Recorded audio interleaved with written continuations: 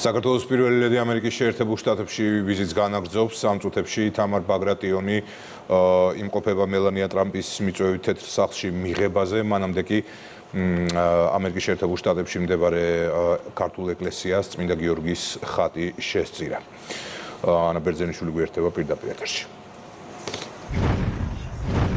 საქართველოს პირველი ლედი ამერიკის შეერთებულ შტატებში მელანია ტრამპის მიწვევით იმყოფება. თამარ ბაგრატიონი დელეგაციასთან ერთად ვაშინგტონში 2 დღეა იმყოფება. დღეს საქართველოს პირველმა ლედიმ თამარ მეფის სახელობის ქართულ ეკლესიას წმინდა გიორგის ხატი შესწირა და აღნიშნა, რომ ეს ხატი გამარჯვების სიმბოლოა. მამა პავლემ ჩაატარა ჩვენი პატრიარქის სულის მოსახსენიებელი პანაშვიდი. ჩემი სურვილი იყოს, რომ ეკლესიისთვის გადმომეცა წმინდა გიორგის ხატი, რომელიც გამარჯვების სიმბოლოა და მინდა ყველა ქართველს უცხოეთში თუ საქართველოში უსურვო გამარჯვება, წინსვლა, ღმერთი იყოს ჩვენი მფარველი. მადლობ ქალბატონ თამარს ვიზიტისთვის ჩვენ სამრევლოში. უძვირფასესი ხატის გადმოცემისათვის ესეთი შეხვედრები არის მნიშვნელოვანი დიასპორისა და სამრევლოს გაძლიერებისათვის.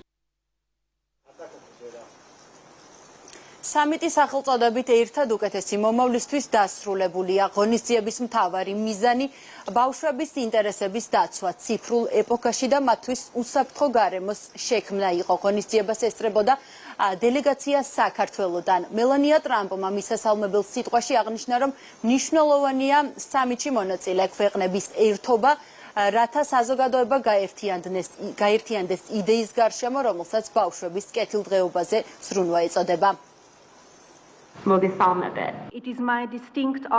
ჩემთვის განსაკუთრებული პატივია, რომ დღეს ასეთ შთამბეჭდავ მსოფლიო ლიდერებს ვმასპინძლობ. ჩვენ ერთად ვზრუნავთ მომავალზე.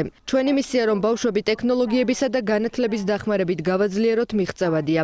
მოგიწოდებთ, რომ ამ სამიტის შემდეგ ყველამ პროაქტიული ნაბიჯები გადადგათ.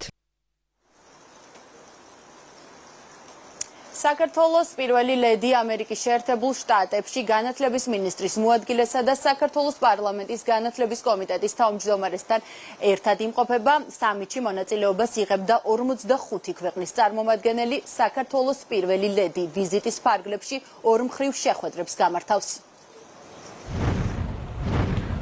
მადლობა ანა, ეს ანა ბერძენიშვილი იყო.